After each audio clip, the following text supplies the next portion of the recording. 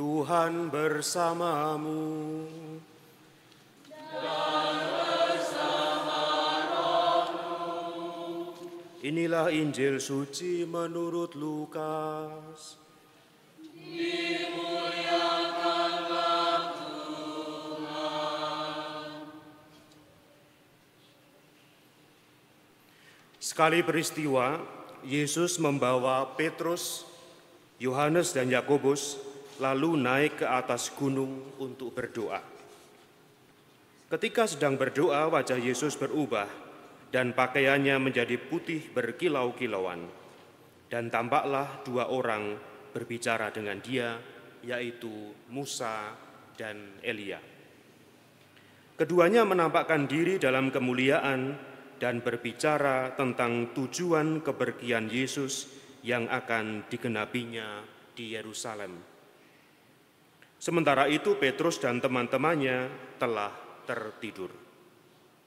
Dan ketika terbangun, mereka melihat Yesus dalam kemuliaannya. Juga kedua orang yang berdiri di dekat Yesus itu.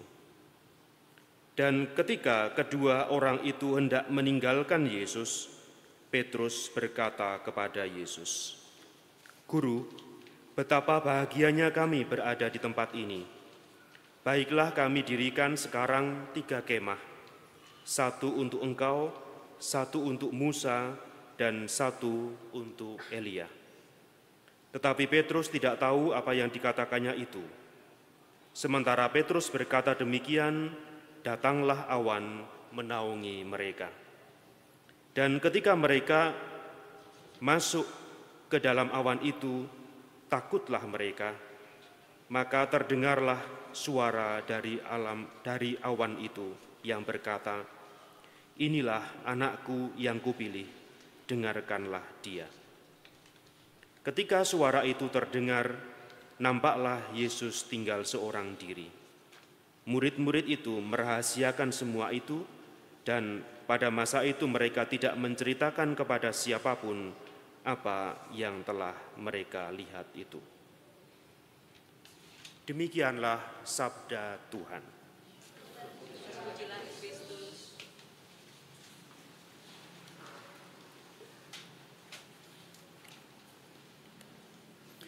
Para saudari dan saudara yang terkasih dalam Kristus, bacaan pertama dan bacaan Injil tadi memiliki satu kesamaan yang menarik, yaitu bahwa baik Abram maupun Petrus dan kawan-kawan tertidur. Mereka tertidur dengan nyenyak. Mereka tertidur persis ketika peristiwa dahsyat itu terjadi. Abram setelah menyembelih binatang-binatang itu, dia tertidur.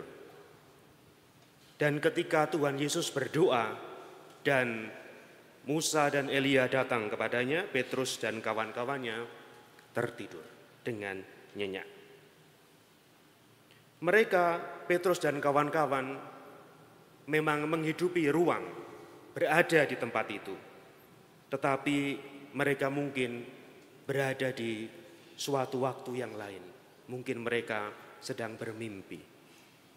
Mereka ada di sana, di tempat itu, di puncak bukit itu. Tetapi mungkin mereka tidak hadir di sana. Peristiwa yang kita renungkan pada hari ini dalam Injil, peristiwa transfigurasi, perjumpaan antara Tuhan Yesus dengan nabi-nabi perjanjian lama, dengan Musa dan Elia, seperti dikatakan dalam Injil tadi, adalah suatu peristiwa di mana mereka berembuk membicarakan mengenai kehadiran Tuhan Yesus sebagai Putra Allah di dunia, dan bagaimana Yesus harus menggenapi tugas itu hingga ke Yerusalem. Tuhan Yesus dalam peristiwa itu memantapkan kehadirannya, bahwa dia hadir dalam ruang dan waktu, di sana. Para sarjana yang mempelajari kitab ini mengkaitkan peristiwa ini dengan pengakuan Petrus. Kalau Bapak, Ibu, Saudari-saudara membaca perikop ini dan menengok ke peristiwa sebelumnya, persis sebelumnya adalah peristiwa pengakuan Petrus mengenai Yesus adalah Mesias dan pemberitaan mengenai sengsara Tuhan Yesus. Ada 3 butir yang saya tawarkan untuk kita renungkan bersama bacaan-bacaan hari ini pada sore hari ini. Yang pertama, bacaan kedua mengajak kita untuk merenungkan mengenai hakikat iman kita, yakni hubungan antara Allah Sang Pencipta dengan kita, manusia. Dan di sana Rasul Paulus membantu kita untuk menyadari bahwa jati diri kita sebagai orang yang dibaptis adalah sebagai warga kerajaan surga. Jati diri kita sebagai warga kerajaan surga. Dan puasa, pantang, amal kasih yang kita lakukan pada bulan ini kurang lebih juga merupakan ungkapan identitas kita itu. Identitas kita sebagai warga kerajaan surga yang hidup di dunia ini. Kita sebagai warga di sini tapi memegang paspor kerajaan surga. Butir kedua, kisah Abraham pada bacaan pertama dan kisah Injil di mana Tuhan Yesus berjumpa dengan Musa dan Elia mengajak kita untuk menelusuri waktu. Ketika bangsa Israel menghidupi iman mereka dalam ruang yang disediakan kepada mereka, yaitu dalam perjalanan menuju tanah terjanji, dalam kehidupan mereka di tanah terjanji setelah sampai, maupun ketika mereka harus keluar dari tanah terjanji ketika mengalami pembuangan. Di sana bangsa Israel menghidupi iman sebagaimana iman yang dimulai oleh Abraham yang kita dengar dalam kisah bacaan pertama tadi. Tetapi mereka merasakan terutama bahwa Tuhanlah yang pertama-tama setia kepada bangsa Israel. Kesetiaan kita dalam iman seperti yang disebut dalam tema Ekaristi ini, di sampul ditulis, kesetiaan kita dalam iman terjadi pertama-tama karena Allah terlebih dahulu setia pada bangsa manusia. Setia seperti janji yang disampaikan kepada Abraham pada bacaan pertama tadi. Butir ketiga yang saya tawarkan adalah bahwa kita diajak untuk merayakan pengharapan. Para saudari dan saudara yang terkasih dalam Kristus, beberapa tahun yang lalu dalam tayangan talk show yang terkenal di negeri ini, Kick Andy, dihadirkan seorang yang melakukan pelayaran melintasi banyak negara menggunakan perahu dengan layar yang tidak sebesar perahu penisi, tapi lebih kecil daripada itu.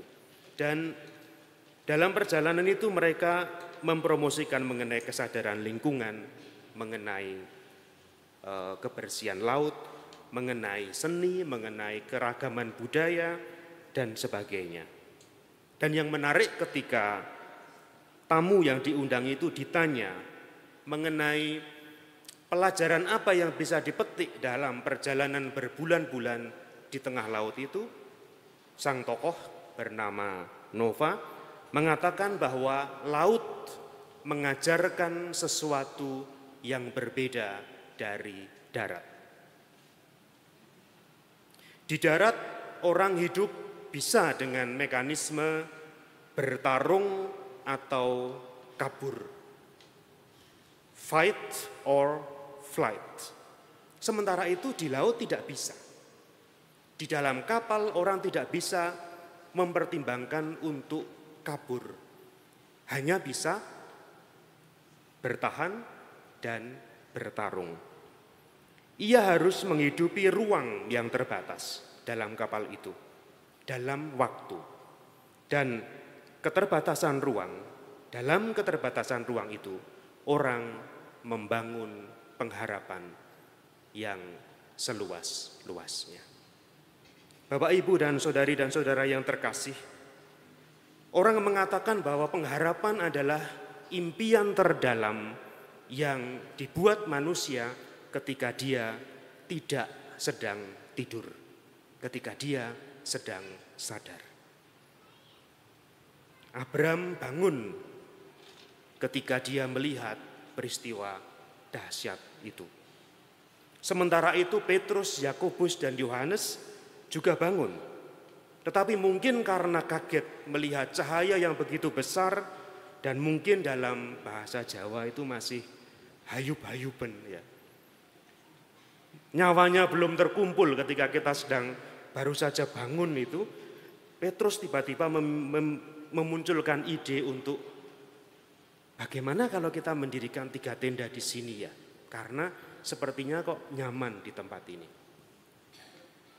Tetapi Tuhan mengajak mereka untuk turun gunung.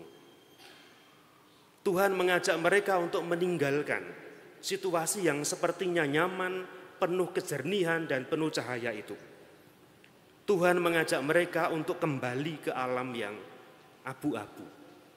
Kehidupan yang kita hidupi seperti sekarang ini. Yang kadang-kadang tidak jelas antara baik dan buruk. Antara bahagia atau sedih. Suatu dunia yang diwarnai oleh banyak pergulatan. Sementara Petrus ingin tinggal di puncak gunung karena nyaman, Tuhan mengajak para muridnya untuk turun gunung. Karena apa? Karena persis di dataran, di tempat mereka hidup, itulah yang terjadi sesungguhnya. Medan pengharapan yang sesungguhnya. Medan kehidupan yang digeluti dari hari ke hari. Seperti kisah kapal yang saya ceritakan tadi. Karena persis di dunia yang dihidupi para murid itulah, para murid diajak bersama Yesus untuk membangun pengharapan. Membangun pengharapan akan keselamatan. Pelan-pelan, sedikit demi sedikit, dilambari iman dan diwarnai oleh kasih. Paus Fransiskus sering mengatakan bahwa waktu itu lebih luas daripada ruang. Di tempat kita yang terbatas, di dalam kapal atau di dunia kita yang kita tidak bisa melarikan diri dari dunia itu, kita diajak untuk membangun pengharapan yang seluas-luasnya. Karena kita memiliki waktu yang panjang. Maka marilah pada masa Prapaskah ini kita mohon supaya kita semakin menyadari jati diri kita sebagai warga kerajaan surga.